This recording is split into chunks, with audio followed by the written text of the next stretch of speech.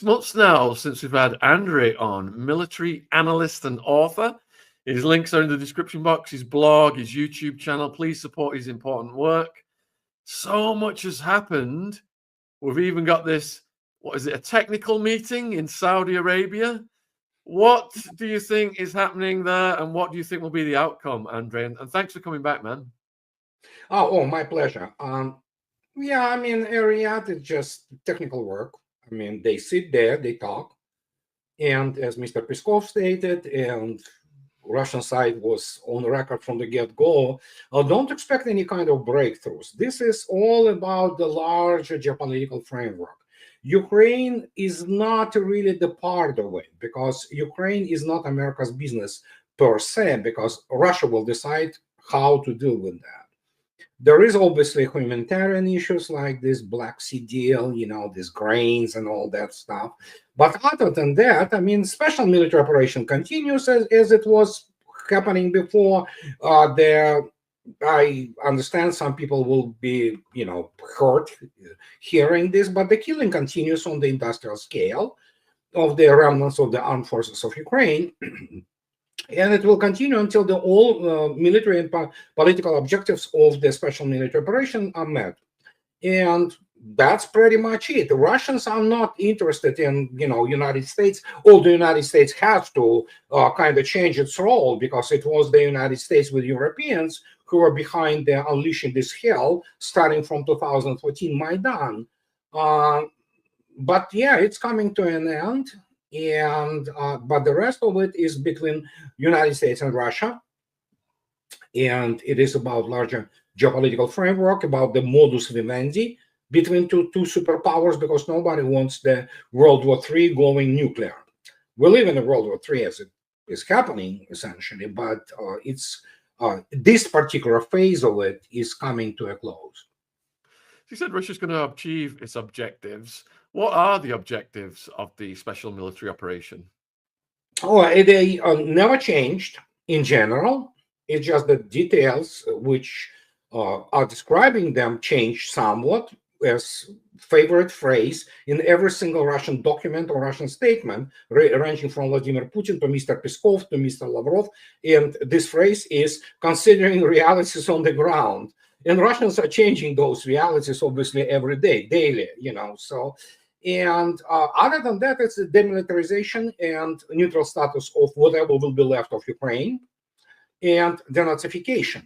And the rest of it, territorial acquisitions and things like that, they are out of the question. Nobody's going to be discussing them. How prevalent are the Nazis, the neo-Nazis in Ukraine? Oh, very prevalent. Essentially, the Kiev regime is, it's a Nazi regime, essentially, neo-Nazi regime, and they are all over the place there. And they are essentially the guys who are running the show, and they are supported by the London, by Washington, D.C., and that's who they are. Because guess what? It's not me, albeit I've been talking about it for more than 10 years. Now Mr. Lavrov comes out today, and I quote, "Europe supports Nazis, period." And that's just the way it is. Nothing could be changed about it.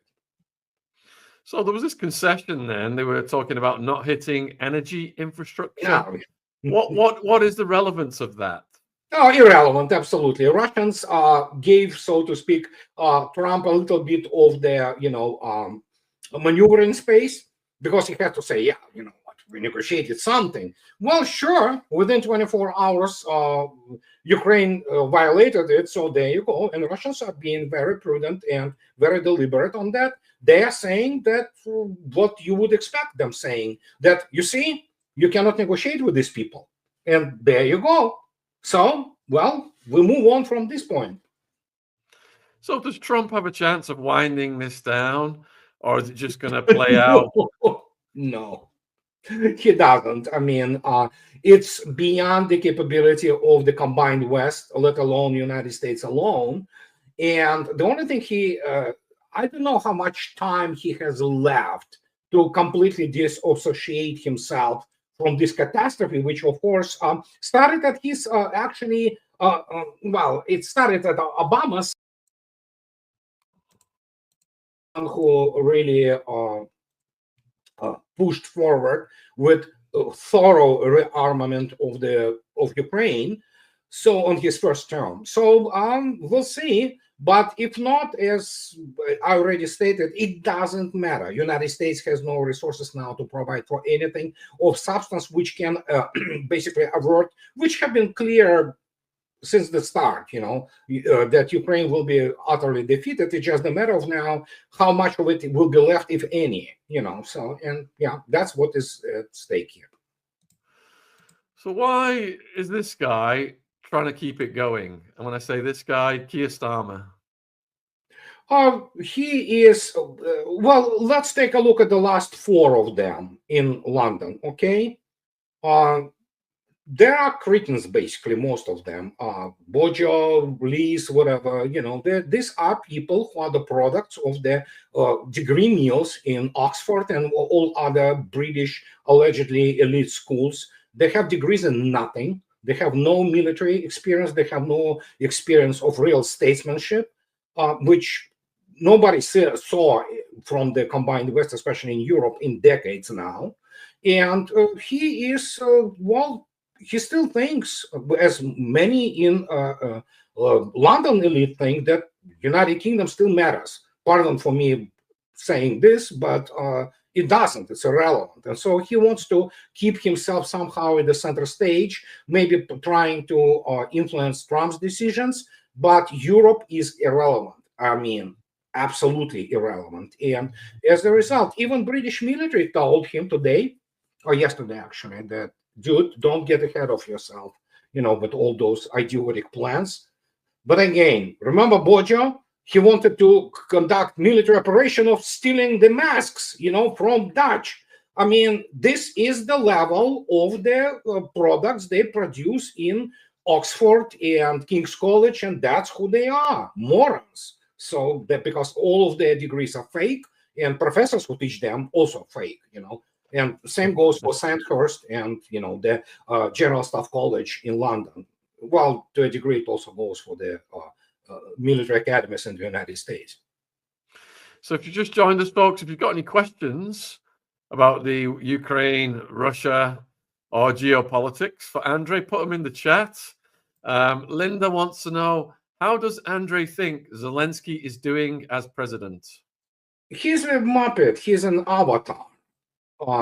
And he is controlled on one side by SAS, which is MI6 in the end, because these are the guys who guard him, and they will off him the moment he tries to do something which is not to the taste of London. On the other hand, he's under total control of Nazis, who also will off him if he does something stupid. So there you go. You have a good, collusion between London and Nazis, not the first time, by the way. And so, yeah, and he is nobody. He is the dead man walking, especially now that his whole, idea that United States somehow will support him, this organized crime group of Biden and Democratic National Committee, which is now away from the levers of power, essentially, in the United States. And as a result, he's not doing, he's basically, I don't know how much of cocaine he consumes now. I do not envy him. He probably knows that he's gonna die. This type of people do not live. Yeah, he's got a lot of bad karma. And the CIA, they love working with Nazis as well. Do you remember Klaus Barbie, the butcher? Oh, yeah. Oh, absolutely. Operation Paperclip, all that stuff. I mean, come on. I mean, U.S. Army was shaped, its doctrinal thinking was shaped by Wehrmacht generals, okay? Mr. von Braun, I mean, the father of the American space program, was none other than SS officer. Okay, so yeah, it's a normal thing. So we got a question from Deanne. Is Keir Starmer likely to provoke war with Russia at this rate?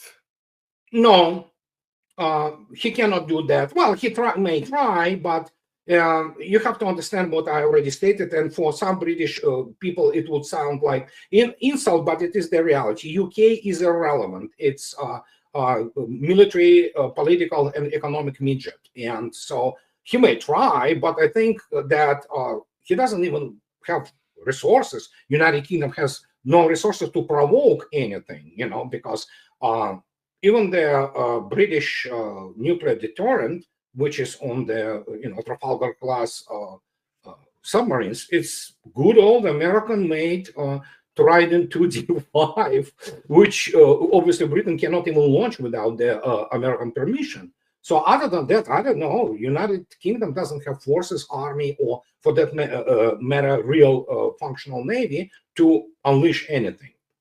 So on the news here to the British people, Keir Starmer's claiming they've got all these Russian assets frozen, billions, like $250 billion or something, and he wants to use them to keep supplying arms to Ukraine. And it's not going to cost the taxpayers anything because it's all frozen Russian assets. Is he just talking BS? Yeah, everything which comes out from London in the last, I don't know, couple decades is BS. It is the country with no capability of anything. Even if you imagine, for example, that somehow he manages to unlock those 300 billion, which are actually smeared all over European banks. So you cannot, he might have access theoretically for like 20 or 30 billion, where he was going to buy whatever he wants to buy. I mean, it's like, yeah, I can have $1 billion on the, isolated island. How much good will it do to me, when I cannot buy what I want? And this is the reality of European NATO, and for that matter, right now, United States, which is deep into the untouchable stocks of its ammunition and equipment. And that's just the way it is. So it doesn't matter how much money he unlocks, if you imagine this, of course, because it will do no good because there's nothing to buy for this money. So thank you for all the questions coming in, folks. Don't forget to subscribe to Andrei on YouTube and read his blog. I've got the links in the live chat. So please go over there and subscribe. So you're getting asked about how arms that are getting sent to Ukraine are ending up with the Mexican cartel. Oh, they are ending up not only with the Mexican cartels. I'm sure that, and I've heard the rumors, let's put it this way, that many of them are stored in Europe too. And there are very many people in Europe, especially of the not indigenous European origin, who will gladly use them on Europeans. So, I mean, it's the chickens are coming home to roost, and all this is done by Ukrainian military, which, of course, they make money. So it's not just Mexican cartels. There are plenty of terrorist organizations and ethnic organized crime groups in Europe, for example, who have access to these weapons. So, and Europe will have fun time very soon. So you're saying that these weapons that are supposed to be going to Ukraine go to Ukraine, but then they put them on the market, the black market, and they end up with the Mexican cartel, and then the weapons end up getting used on, for example, American people. Yeah, absolutely. And it's, as I already stated, it's not just Americans, it's Europeans too, because there are many ethnic organized crime groups and diaspora, which they don't like Europeans, frankly, So, and they are like, well, law-abiding Europeans, if you wish, they have the access and they are ready to break the law, and they are getting ready to break the law. And, it's just like about half a year ago, maybe 8 months, the number of the former intel and military people in France wrote the open letter about the situation that France is about to collapse, essentially as the nation state. Well, guess what? There are many people there who would help along the way. But of course, considering who are political elites, the quote unquote, in Europe, these people, again, apart from being obviously people without morals, ethics, or what have you, they are morons. They do not understand things how they happen, and they are those cats with the silver spoons, so to speak. And as a result, we see what is happening right now in Europe too. And not only in the United States. The United States also have been driven into the ground, which was accelerated drive with the Biden administration. And yeah, that situation is pretty bad. So the weapons then, the companies that must be making so much money that once they get rid of the weapons, they don't care where they go because they're just making millions at the taxpayer's expense. Is that how it works? Yeah, they don't care. As long as they make, they meet their bottom line, as long as their stocks are high. So that's the system. And that is why, that continues. Albeit, I have to point out that eventually people may overestimate the value of those small arms and things like RPGs, probably Stingers, a type of the manpads and things like that. But they make money. We have to understand military-industrial complex, especially American military-industrial complex, of making grossly overpriced huge items. That's where the real money is.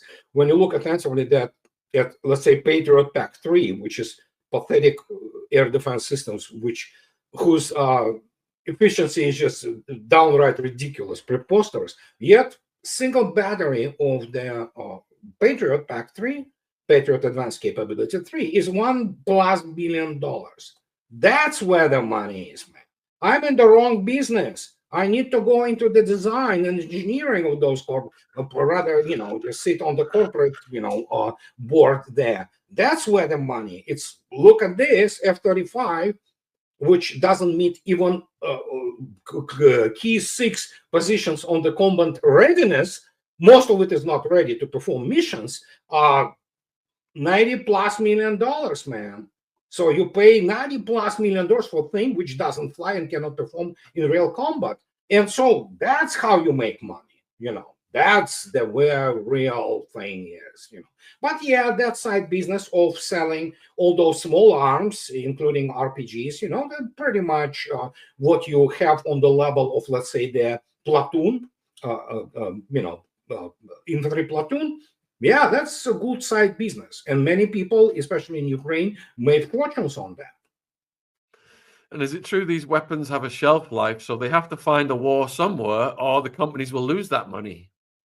Armor does have, but I mean, small arms armor can last for a long time. They're, let's say, manpad missiles, such as Stinger, for example, or Strela, or Igla. They have a shelf life. You have to maintain them, and you have to periodically do what is called test shootout, if you wish, or to test them and see how technically ready those weapon systems are. And eventually they decline, obviously. Anything declines, So. All right, thanks for all the questions, folks. Keep them coming in. So Tammy wants to know, is there going to be a ceasefire, and what will happen after the ceasefire? No, there will be no ceasefire. It was clear. It's the talk from Trump administration. Russians like, yeah, sure, we are ready when we solve the main issue, and the main issue is to finish a special military operation. So in the past, hasn't Russia been double-crossed, the Minsk, etc.? Yeah, that's what many people don't understand. Russians do not trust West at all. I mean, so and the only reason they talk to Trump is, of course, it's better to talk than fight, make no mistake. And nobody wants their World War III going nuclear, so it's good, it's positive. Russians not going to be talking to Europe. Could you explain how Russia was double-crossed in previous agreements? Oh, I mean, Istanbul. Yeah, Istanbul talks with Bojo running the interference. Then, of course, Minsk 1, Minsk 2, to the point that Mr. Holland, the president of, was he prime minister? I don't remember all those chihuahuas. So Holland and Merkel, they openly stated, Merkel openly came out and said, Minsk 2 was to cheat Russia, to allow Ukraine to regroup and rearm. So what do you expect? So if there was a ceasefire now, that would be the risk that Ukraine there would will be no ceasefire. Yeah, that Russians are not going there anymore because there is no trust in the West at all, including United States. But in United States has the one privilege which Europe doesn't. United States is a superpower. It can invoke this privilege and find the off-ramp. That's what United States tries to find now, this off-ramp to let Europeans hold the bag with the known substance after it's all done and said and done, and that's what is happening. So Tracy wants to know, how does South Africa fit into this? Are they staying neutral or are they siding with Russia? Oh, it's difficult to say. I mean, it's such a complex country, especially with the whole, host of problems they face. And they face economic issues, they have the racial issues and things of this nature. So it's difficult to say what is the dynamics and who is who in their political life. So it's not my pay grade to even try to pretend what they will do soon. Who knows? And what is the role of BRICS in all this? Well, it's a huge role, because if you take a look at what BRICS really is, and especially when you look at this RIC part of the BRICS, which is Russia, India, and China, economically they dwarf combined West. And I'm talking about real economy, not this BS from Wall Street, like counting this. Oh yeah, the gross domestic product. Well, the Dutch, for example, count prostitution and drug trade as the part of the gross domestic product, for example. So, but no, we're talking about in terms of real economy, in terms of production, and militarily, they also dwarf the combined West. So BRICS is extremely important, and these three especially important, and for Russia it is critical to make sure that China and India at least maintain their working relations, but yeah, it's very important. And is it a threat to the US dollar? Oh, it's US dollar is already have been essentially killed. It's just a matter of how fast the body will cool down, because Russia is absolutely independent of the US dollar. And BRICS has its own SWIFT equivalent of SWIFT.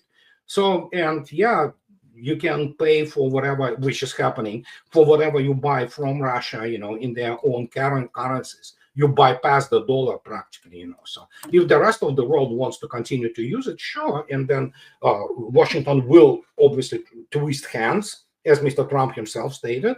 But it doesn't matter. The dollar was always based. Its main thing was based around the mythology of American military might, that it can come and enforce, that, oh, you don't use our dollar, here we are, like Libya, for example. Okay, or any other countries such as Iraq, or the problem, of course, with those people in Pentagon, they don't know what real war is, and now they will encounter something like Russia. Combined West is simply incapable to fight the real war, let alone enforce anything about Russians. So, and we came to this, to a head with the special military operation. And suddenly we have what it is, and Trump administration needs to negotiate, because this is, it's not only that they consider the Asian theater of operation more important, albeit, of course, they are scared absolutely by Chinese gigantic economy. It's just monstrous. It dwarfs American economy. But it's just the way it is. I mean, as I already stated, these are the people who are products of these Ivy League degree meals. They attend them, get some soft degrees in nothing, and then they pretend that they somehow are geopolitical thinkers, so they know what the war is. They are not. They are utterly incompetent, including most of the US military, and especially its generals. And as a result, suddenly the main pillar on which dollar was based, this mythology. If you might remember, Mr. Ledin, former aide to National Security Advisor, neocon's neocon. He issued the Ledin Doctrine, in the 1990s, end of 1990s, that he said, what, once every 10 years, we have to grab one, crappy country and, throw it against the wall to demonstrate that we mean business. Well, yeah, it's crappy countries. If he thinks that he can do, yeah, I mean, we know where it all goes. It's obviously was working on the, this almost hysterical pitch I don't know, ejaculation of the emotions, after the Gulf War 1.0, when they beat the, semi-literate, unorganized, and backward armed by Saddam, and it was presented as an unheard of achievement. So, and that's what happens. Now they see the serious business, and Pentagon and US military is not ready. It actually never has been, theoretically speaking. So, and as per European NATO, that's why they are shaking and quaking in their boots, because they are afraid that United States will quit. I don't think so United States will quit, but it's definitely in the idea behind Trump's administration, geopolitics, if you wish, to kind of reduce their burden, so to speak. Yeah, so Keir Starmer's talking about sending troops from England.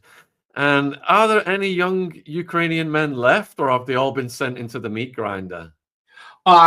We have now confirmation.